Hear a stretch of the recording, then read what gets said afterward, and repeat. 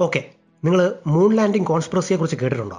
അതായത് 1969 നാസയുടെ Apollo 11 actually മൂണിൽ ഇറങ്ങിയിട്ടില്ല, അവരതൊരു സ്റ്റുഡിയോയിൽ കംപ്ലീറ്റ്ലി ഷൂട്ട് ചെയ്തതാണ്, ഫേക്ക് ആണ് എന്നൊക്കെയുള്ള തിയറി കേട്ടിട്ടില്ലെങ്കിൽ ബ്രീഫായിട്ട് ഞാൻ പറയാം.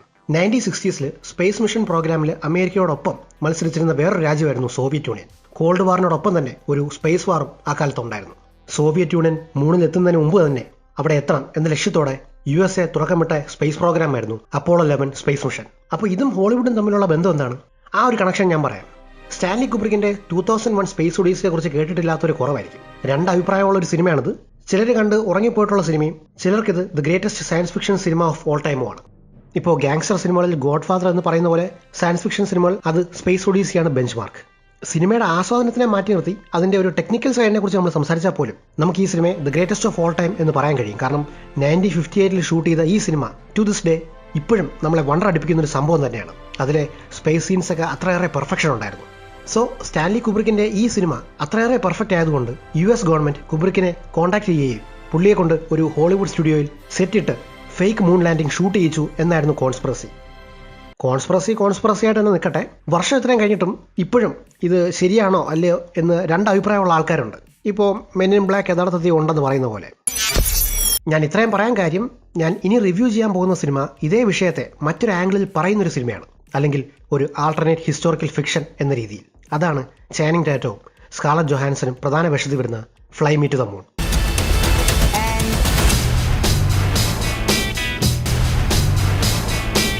ഈ സിനിമയിൽ സ്കാർലറ്റ് ജൊഹാൻസന്റെ കഥാപാത്രം ഒരു മാർക്കറ്റിംഗ് സ്പെഷ്യലിസ്റ്റാണ്. ഏത് ഐറ്റം കൊടുത്താലും അവരത് സെല്ല് ചെയ്ത് കാണിച്ചു തരും.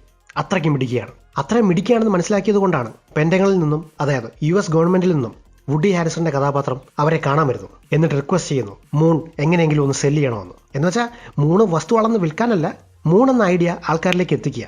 സ്പേസ് മിഷൻ പ്രോഗ്രാമുകളിൽ അന്നൊക്കെ താല്പര്യം കുറഞ്ഞ ആൾക്കാരിൽ അത് വീണ്ടും എത്തിക്കാൻ ശ്രമിക്കുക. ഏത് ഐറ്റവും അത്രയും PR വർക്കും മാർക്കറ്റിംഗും ഉണ്ടെങ്കിൽ സെല്ല് ചെയ്യാൻ പറ്റും എന്നൊരു ഐഡിയ ആണത്.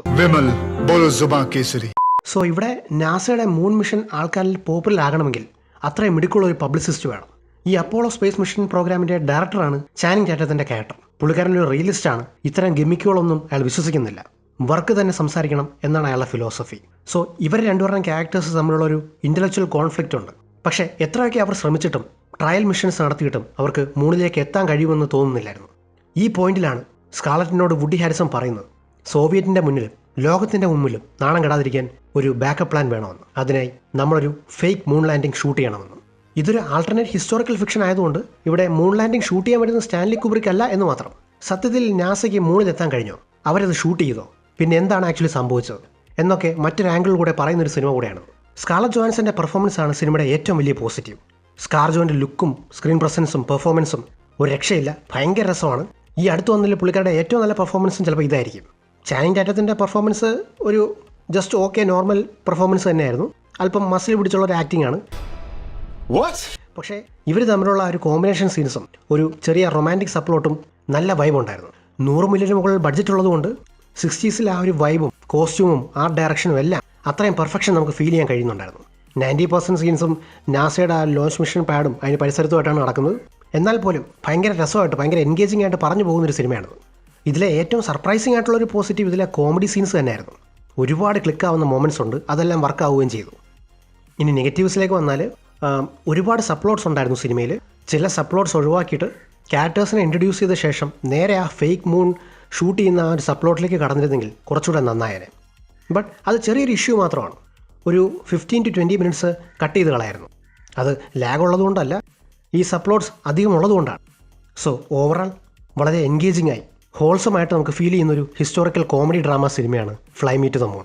നല്ലൊരു പ്ലോട്ടും അതിനൊത്ത പെർഫോമൻസുകളും എൻഗേജിംഗ് ആയി പറഞ്ഞു പോകുന്നുണ്ട് ഇവിടെ. എനിക്കൊരു above average to good cinema എന്നൊരു ഫീലാണ് കണ്ടു കഴിഞ്ഞപ്പോൾ കിട്ടിയത്. നിങ്ങൾക്ക് ഈ ആൾട്ടർനേറ്റ് ഹിസ്റ്റോറിക്കൽ ഫിക്ഷൻ ഒക്കെ താല്പര്യമുള്ള ആൾക്കാരാണെങ്കിൽ ഡെഫിനറ്റ്ലി OTT ഇറങ്ങുമ്പോൾ ഒന്ന് കണ്ടു നോക്കാൻ ശ്രമിക്കുക. സോ ഇതാണ് എൻ്റെ review of fly me to the moon. Review ഇഷ്ടപ്പെട്ടെങ്കിൽ എൻ്റെ ചാനലിലെ മറ്റ് വീഡിയോസ് കണ്ടു നോക്കുക. കണ്ടന്റ് കൊള്ളാമെന്ന് തോന്നുന്നെങ്കിൽ ദയവായി like and subscribe to weekend reviews. അടുത്ത തവണ പുതിയൊരു വീഡിയോ ആയിട്ട് വരാം. Thanks for watching.